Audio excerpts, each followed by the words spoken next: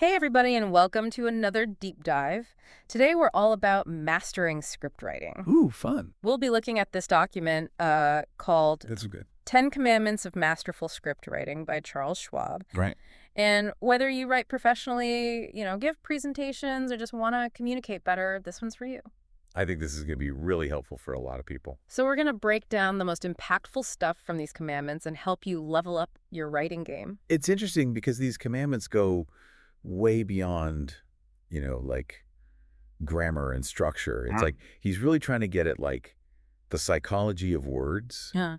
How to make people feel something when they read your writing, which is so important for any kind of communication. Definitely. And, speaking of feeling something, his first commandment is all about finding the music in your words.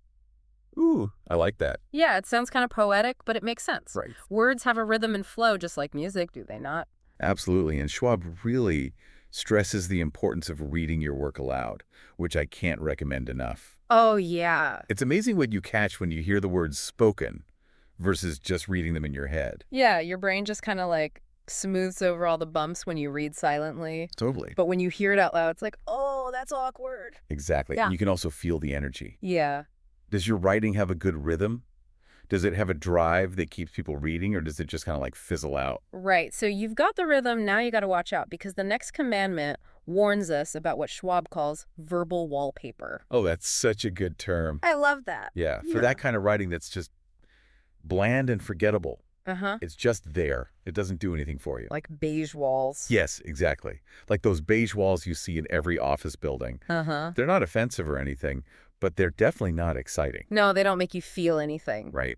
Okay, so how do we break free from the beige and make our writing exciting? Well, Schwab really emphasizes using impactful language, Yeah. evoking emotions, and encouraging active listening. Yeah. We want our writing to be like the opposite of wallpaper. Yeah. We want it to be bold. We want it to grab your attention. We want people to feel something to experience it. Right. We don't want them to just passively absorb the information. Right. So, for example, instead of saying the sunset was beautiful, Yeah. we could say the sky blazed with streaks of orange and crimson as the sun dipped below the horizon. Ooh, I like that.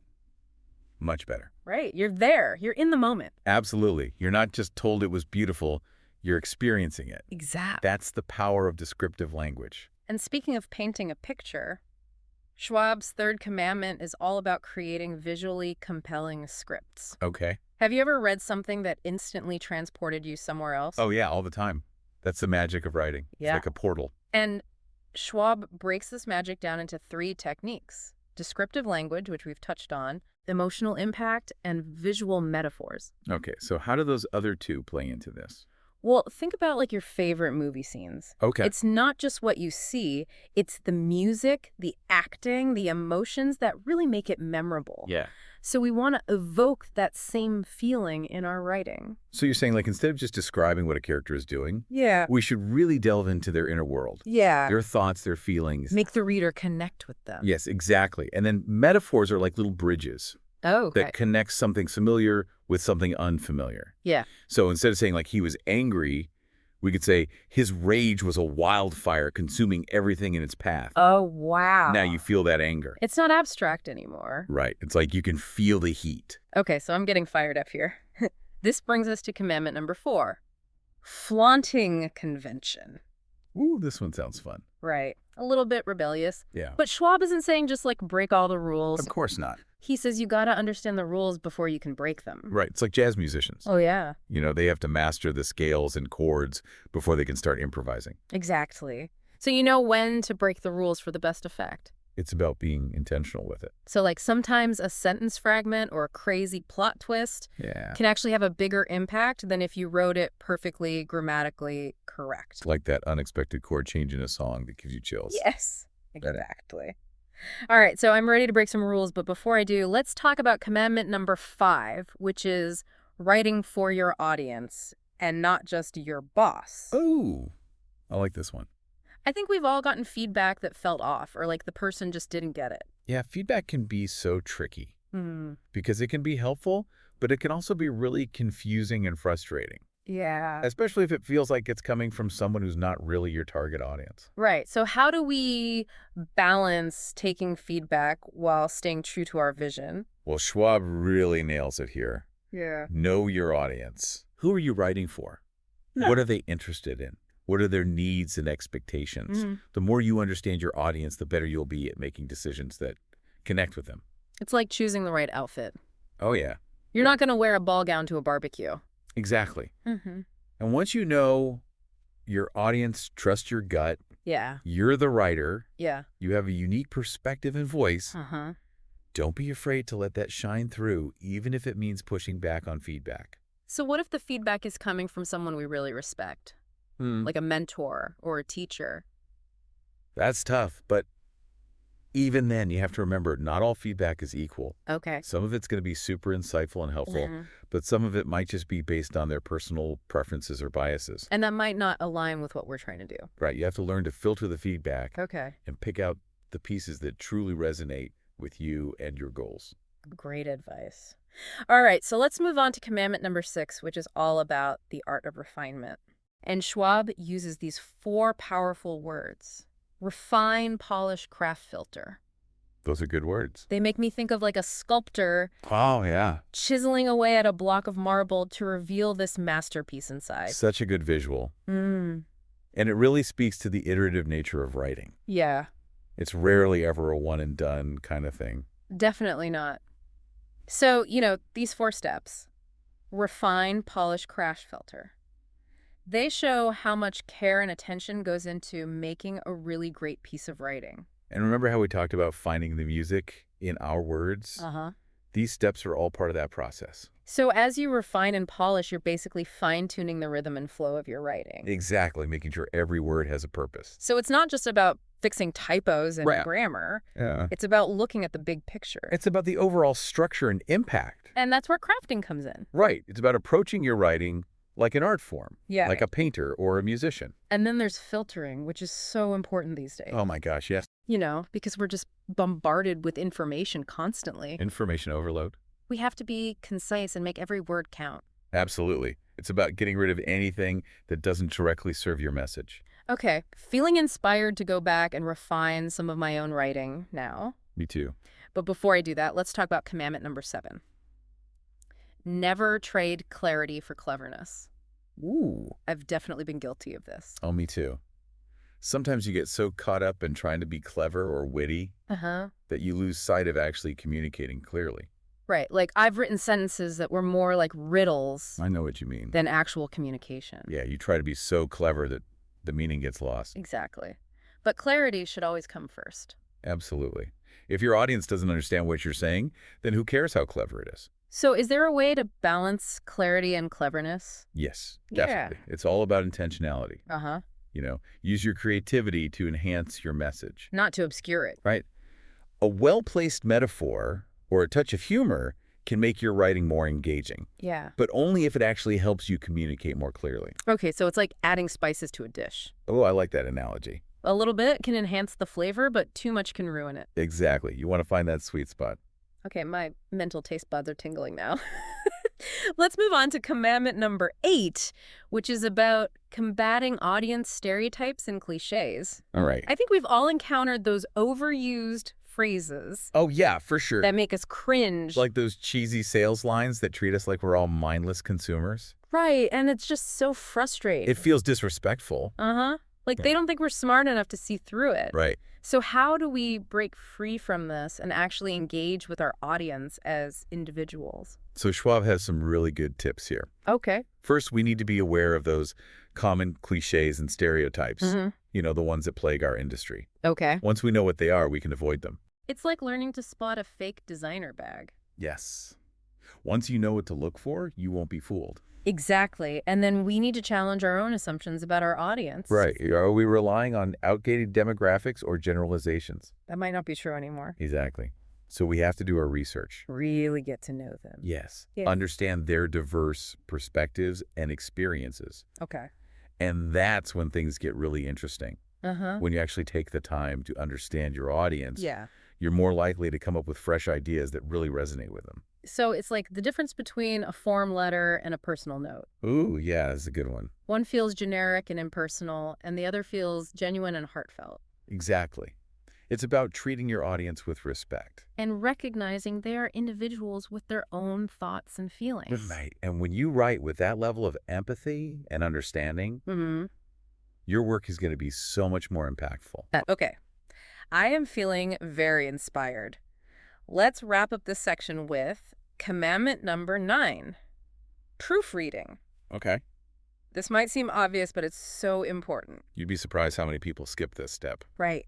Especially when we're feeling confident or we're on a tight deadline. But having someone else look over your work can make a huge difference. It's like having a stylist, Oh, yeah. making sure you look your best. Yes. And proofreading isn't just about typos and grammar. Oh. It's about checking for clarity, consistency, overall flow. So it's like having a quality control expert. Exactly. Making sure your product is ready for prime time. And a good proofreader can give you valuable feedback Definitely. on the overall impact of your writing. Right. They can help you identify areas where you can strengthen your arguments or clarify your message. So it's really an investment in the quality of your work. And let's be honest. Yeah. It's always good to have someone double check your work before you hit that send button. Especially when it's something important. For sure, like a presentation or a document. Anything that a lot of people will see. Yeah. Okay, so proofreading checklist. Yeah.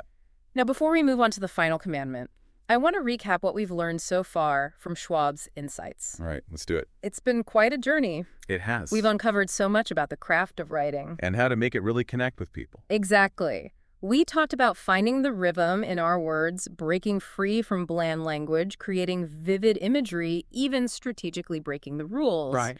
And of course, remembering who we're writing for. All about the audience. But before we reveal Schwab's final commandment, Okay. let's take a closer look at your writing sample. Oh, great idea. Let's put these principles into practice. You mentioned you're working on a presentation I am. for a new project launch. Yeah. What's the one key takeaway you want people to walk away with? That's a good question. And thinking back to Schwab's idea of verbal wallpaper, Huh? are there any phrases or sentences that feel a little too bland or generic? That's a good point. I should definitely look out for that. Those beige walls might be fine, Right. but they don't create a very memorable experience. No, they don't. So as you review your presentation, Okay. see if there are places where you can spice things up. Use more exciting language. Yeah, I like that. Make them feel the excitement of this new project. Okay. I noticed you used a few bullet points, I did. which can be good for summarizing information, Mm-hmm. but they can sometimes feel a bit dry. Yeah, you're right. What if I replace some of them with a story? Ooh, I like that. You know, it's something to really bring the project to life. And connect with your audience emotionally. Yeah, Schwab was all about that emotional impact. Speaking of emotional impact, you have a section where you present data and statistics. I do. Now, data is important, Yeah. but it can sometimes feel a little abstract. Yeah. How do I make that more engaging? Well, what if you try weaving those statistics into a narrative? Oh, maybe tell a story about a real person whose life was impacted by the issue you're addressing. Oh, that's a good idea. Stories are powerful tools Yeah. for making data relatable and memorable. Uh-huh. And remember Schwab's point about using metaphors to connect the familiar with the unfamiliar? Right. So you could use a metaphor to help your audience grasp the scale of the problem or the potential impact of your solution. I like that. And don't forget about Schwab's commandment to write for your audience, not just your boss. Right. I know it's tempting to use jargon It is? or technical language, Sounds smart. but will that resonate with the people you're presenting to? Good point. I need to make sure it makes sense to them. Think about the language they use, the questions they have, the things that keep them up at night. Okay. How can you tailor your message to speak directly to their needs? That makes sense. You mentioned feeling stuck on how to end your presentation. I am. I think Schwab's final commandment has some inspiration for you. Oh, really? Ah, I'm intrigued. What is it? drum roll, please. It's all about the power of a well-crafted closing line. A closing line. Yeah. That sounds so simple, but I can see how it could be really effective. Right. It's like the final note of a symphony. Exactly. It's the last thing your audience will hear. So you want to make it count. So Schwab suggests using a closing line that's both memorable and thought-provoking. Okay. It could be a call to action, a powerful question, Mm-hmm. or even a quote that just sums up your message. Oh, I like that. It's like leaving them with a little gift. Yeah, something to think about after the presentation is over. And it's a good reminder that even though we've reached the end of Schwab's 10 Commandments, Yeah. our journey as writers doesn't end here. There's always more to learn, Always. more to Or explore, ways to refine our craft. more music to find in our words. Exactly. It's been Yeah. quite a journey through these commandments. Totally. We've uncovered so much. Yeah, about the craft of writing. And how to make it really resonate with people. Exactly.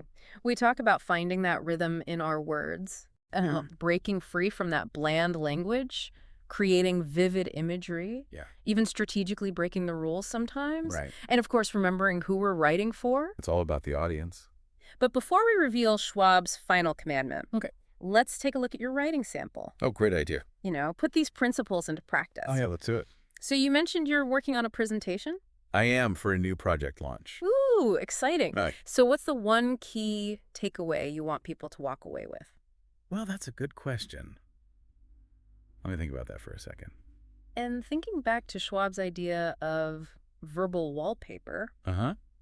are there any phrases or sentences in your presentation that feel a little too bland or generic? That's a good point. I should definitely look out for that. Those beige walls? Right. They might be fine, but they don't create a memorable experience. No, they don't. So as you review your presentation, Okay. look for places where you can spice things up. Use more exciting language. Exactly. Okay, I can do that. Make them feel the excitement of this new project. Right. I noticed you used a few bullet points. I did, yeah. Now, bullet points can be great for summarizing, Uh-huh. but sometimes they feel a bit dry and impersonal. Yeah, you're right. Yeah. What if I replace some of them with a story? Ooh, I like that. Something to bring the project to life. Yeah, and connect with your audience emotionally. Yes. Schwab was all about that emotional impact. Speaking of emotional impact, I see you have a section with data and statistics. I do. Data is important, Yeah. but it can be hard to connect with. Yeah, it can feel a bit abstract. So how do you make that more engaging? Hmm. What if you weave those statistics into a narrative? Oh. Like tell a story about a real person Uh-huh. whose life was impacted by this issue. Oh, that's a good idea. I like that. Stories can make data so much more relatable. It can. And memorable. Right. And remember what Schwab said about using metaphors? Uh-huh. To connect the familiar and the unfamiliar. Right. You could use a metaphor to help people grasp the scale of the problem or the impact of your solution. I see. And don't forget about writing for your audience, not just your boss. Right, of course. It's tempting to use all that jargon. It is to sound smart. Yeah, but will your audience understand it? That's a good point. They might not. Think about the language they use, Okay. the questions they have, Uh-huh. the things that keep them up at night. Right. How can you speak directly to their needs? That makes a lot of sense. Now, you mentioned feeling stuck on your ending. I am, yeah. I think Schwab's final commandment has some inspiration for you. Oh, really? I'm so curious. What is it? Drum roll, please. It's all about the power of a closing line. A closing line. A well-crafted closing line. It sounds so simple, but I bet it's more important than I realize. Oh, absolutely. It's like the final note of a symphony. Ooh, I like that. It's the last thing your audience will hear. So you want to make it count? Exactly. So Yeah. Schwab suggests making it both memorable and thought-provoking. Okay. It could be a call to action, a powerful question, Uh-huh. or a quote that sums up your whole message. Oh, I like that. It's like leaving them with a little gift. Yeah, something to think about long after the presentation is over. And it's a good reminder that even though we've reached the end of Schwab's 10 Commandments, Yeah. our journey as writers never really ends. There's always more to learn, more to explore, More ways to refine our craft. and more music to find in our words. I love that. Yeah, that closing line is a great way to wrap up this whole exploration of Schwab's 10 Commandments. Totally feels like we've gone on a real writing adventure together. Yeah, it's been fascinating to see how these commandments apply, Uh-huh. not just to script writing, but to all kinds of communication. Right. Anytime we want to really make an impact. Exactly. It's like Schwab's given us this toolbox Ooh, I like that. full of amazing instruments, Uh, and now it's up to us to use them and create our own masterpieces. And the cool thing is there's no one right way to do it. Right. Every writer's different. Everyone's going to find their own rhythm, their own voice, their own way of connecting with their audience, Okay, right? take on. Looking back at these commandments, Yeah. it's amazing how Schwab really emphasizes that human element. Uh-huh. It's not just about the rules and techniques. Right. It's about understanding the psychology of how people connect with words. It's about creating an experience for them. Yeah, make them feel something. Inspire them to think differently. Or just even entertain them. Of course. Remember that idea of avoiding verbal wallpaper? Oh, yeah. Our words should be so much more than just bland filler. Right. We want them to grab the reader's attention. Yeah. Spark their imagination. Yeah. Make them want more. And that's where all those techniques come in. The descriptive language. The emotional impact. The visual metaphors. All of it working together to make our writing extraordinary. Yeah. And don't forget those strategic rule breaks. Ooh, yeah. A little rebellion. Sometimes you got to shake things up. Exactly. But of course, always know your audience. Right. Make sure it resonates with them. And refine your work. Yes. Make it sing. Until it sings. And that brings us back to that closing line. Uh-huh. That final note that leaves a lasting impression. Such a powerful moment. Every word counts. Absolutely. Even the smallest details can make a big difference. They really can. So as you go off on your own writing adventures, Yeah. remember Schwab's wisdom, Those 10 commandments. but don't be afraid to experiment. Yes. Find your own voice. Break the mold. Create something truly unique. Because that's what makes writing so rewarding. It is. It's a journey of discovery. It is. Exploring new ideas, connecting with others. And who knows? Yeah. Maybe one day your writing will inspire someone else to start their own journey. To go on their own deep dive. Exactly. Until then, happy writing, everyone.